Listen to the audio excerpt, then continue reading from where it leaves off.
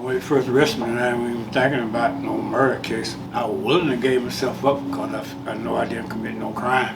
When after I was arrested, and they started calling me nigga, boy, and everything else, and showing me pictures of the victim, photo pictures and pictures of the crime scene, telling me exactly how I committed the crime. Then I knew I was in trouble. Then I knew I had to find a way to stay alive.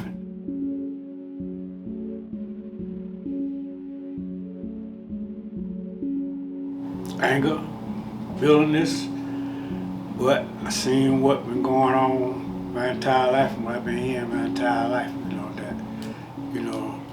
You're guilty if you're black, regardless.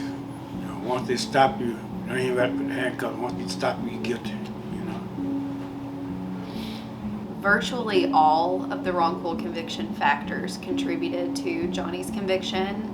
There was a flawed eyewitness identification. There was pervasive official misconduct by both police and prosecutors in this case, which included a variety of issues, hiding exculpatory evidence and failing to turn that over to defense counsel, engaging in systemic race discrimination in the selection of the jury in Johnny's case, and engaging in coercive interrogation methods, which ultimately led to a false confession, which is yet another wrongful conviction factor that we are well aware of in this community. Modern day lynching.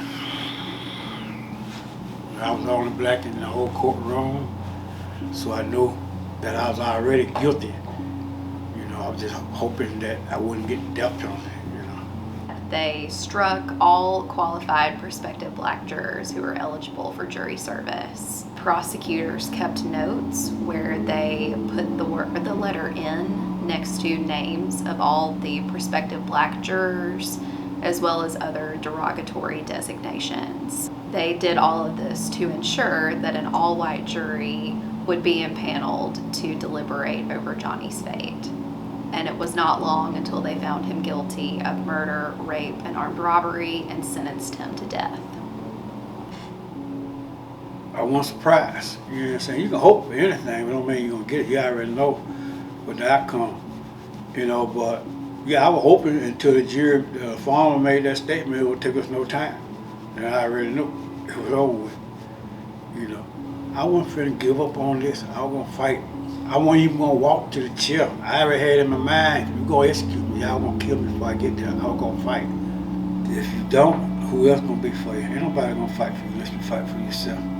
Even God tell you that. God tell you, His will is your will. Whatever you will for yourself, that's what He will for you. You wouldn't sit on your ass all day and God sit there with you till you get tired of sitting there and get up and want to do something.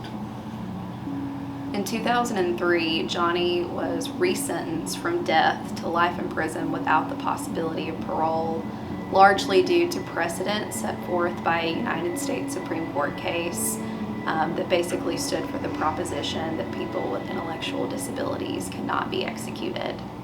They said, well, just be satisfied. At least you ain't gonna be executed. I said, I can't be satisfied. I'm still dying in prison. They still killing me. They're gonna die. I'm gonna die in prison. I gotta fight. He has always maintained that he was innocent, and he set out to prove that. And eventually he contacted the Georgia Innocence Project. In 2015, 2 GIP interns traveled to Columbus, Georgia. They went to the district attorney's office and reviewed their files. They're looking for sheets of paper and ultimately discovered 2 pieces of physical evidence. The bathrobe belt and one of the military neckties used to bind the victim that the state had long represented had been destroyed. GIP had these items in hand, discovered by the interns, and pursued post-conviction DNA testing on those items. After years of litigation, the DNA test results ultimately indicated what we had long believed and what Johnny had long said, which was that he did not commit this crime. The man told me that I already knew what was coming, that Georgia had that ruled in my favor, because I seen it in the eyes in the courtroom that last day. I seen something I hadn't seen in a long time. That Georgia had to sit back in in his chair, and he looked at me, and he looked down, and the first time I seen him just smile. And I knew then that he had what he wanted.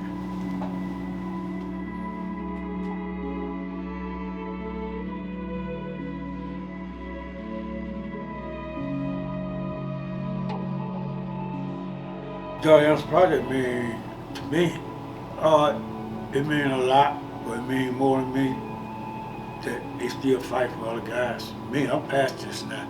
We are still guys and I still screaming, still beating on the door, still asking for justice, still asking for somebody to hear them.